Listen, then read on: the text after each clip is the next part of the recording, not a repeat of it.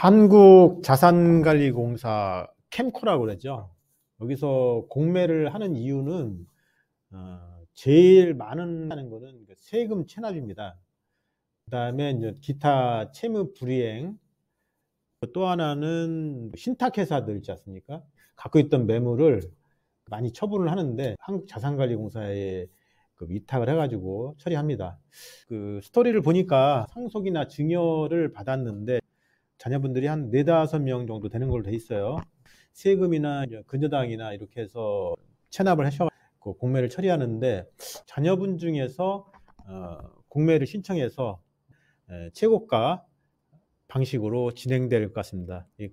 공매에 따른 좋은 입찰가 산정을 하려면은 기존 실거래가 사례가 있는 거, 그다음에 네이버나 여러 가지 그 매물 현황, 네이버나 카페에 이제 이 비슷한 규모의 물건이 있는 거.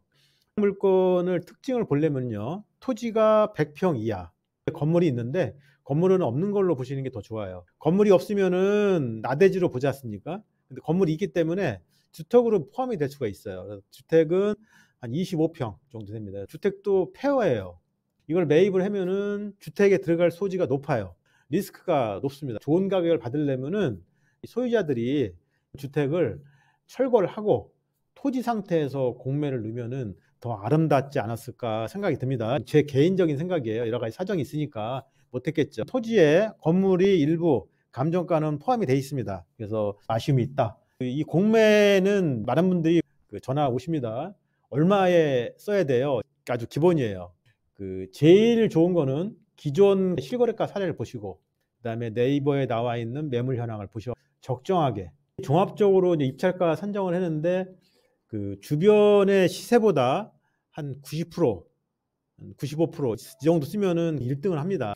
1등을 하는 것도 중요하지만은 공매 경매다 보니까 싸게 사야 되는 거 아니냐 생각합니다. 그러나 여기 강남구입니다. 작업동이 수서역도 있고, 그다음에 이제 신세계백화점도 들어온다는 얘기도 있고, 물건은 주변 시세보다는 95% 이 정도 쓰면 1등을 하지 않을까 생각이 듭니다. 그러나 1등만이 존재가 아니고 좋은 가격에 사야지만이 내가 나중에 출구 전략도 되지 않습니까?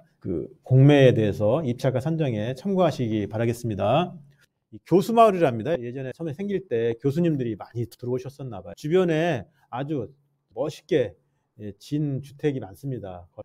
좋은 카페가 많고 좋은 식당도 있고 스크린 골프도 있고 여러 가지 인프라는 잘 돼 있고요.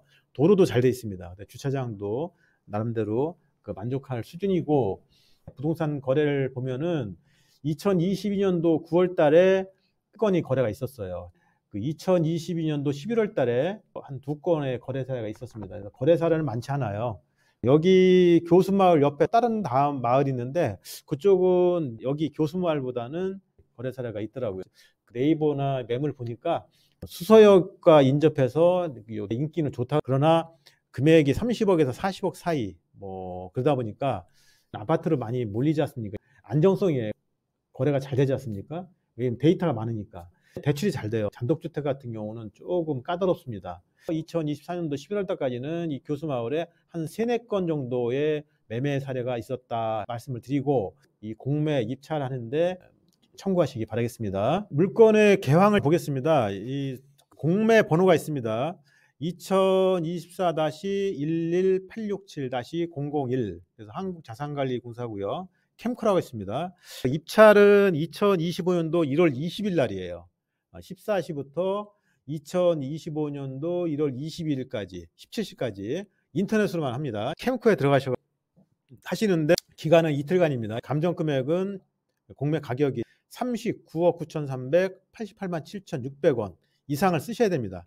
1차 금액이에요. 큰거래 부동산 구독자분들한테 말씀드리지만은 현재 분위기로는 좀 높은 금액입니다. 2025년도 초기에는 가격으로서는 비싼 금액이다. 건축물의 부동산 용도는 단독주택입니다. 토지 면적은 331제곱미터, 건물은 81.3제곱미터, 건물은 폐허입니다. 다행히 해당 물건은 폐허이기 때문에 명도에 책임은 없고요. 서울특별시 강남구 자곡동에 소재하고 수서역에서 남서쪽으로 위치합니다. 단독주택 전, 임야, 근린생활시설이 혼재되어 있어요. 개발 제한 구역 내 집단 시력지구입니다. 차량 접근 가능하고 인근에 버스 정류장도 있습니다. 감정을 할 때 임차인이 등재되어 있습니다. 임 뭐뭐뭐시 돼 있는데 현재 말씀드렸듯이 여기 폐허입니다. 그래서 임차인 현황은 문제가 없는 거고요. 현재 우리 공매 물건하고 인근 통계 자료하고는 전혀 맞지 않습니다. 부동산 등별이 틀려요. 이건 참고하시고, 수서역 3호선이죠. 분당 수서역 1km 이내에 있습니다. 교육시설로는 유련 초등학교가 있고요. IB 기업은행과 탄어 기념 불교 박물관, 대오산 둘레길 이렇게 해서 명소가 있습니다.